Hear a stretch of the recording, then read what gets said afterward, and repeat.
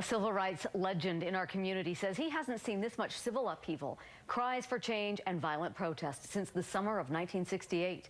News specialist Jed Bull joins our team coverage. Jed, that was the summer that Martin Luther King Jr. was assassinated. Yeah, it exactly was, Deanie. You know, Reverend France Davis retired as pastor of Calvary Baptist Church here in Salt Lake City back in December, but he's still a strong voice for positive change in our community. He tells me that he's had conversations with government leaders and religious leaders in our community in the last several days, talking specifically about the serious struggles that we're going through. I've never seen anything in Salt Lake City like what we are experiencing now. Reverend France Davis tells me he's never seen such violent expressions of anger and frustration over racism in Salt Lake since he arrived in 1972. In ways that I think are inappropriate.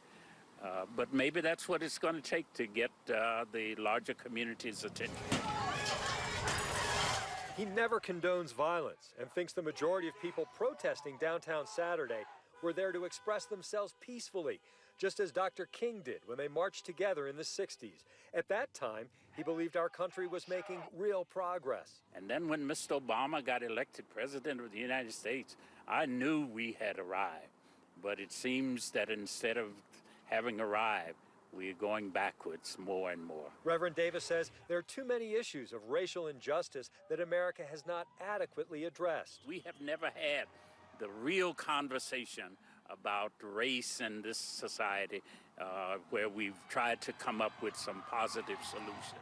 He says too many in our communities want to have a tranquil and peaceful society rather than deal with the big problems. We are ignoring the fact that people of African descent have been treated differently historically in our country and still are. So how do we vanquish racism? If the larger community would realize that whatever problems affect us, affect the larger community, then we could get some solutions, I think.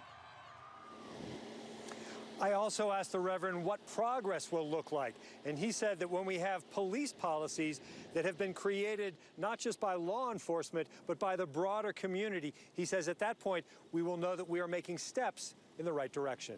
Guys? Interesting to hear his perspective, Jed. Thank you.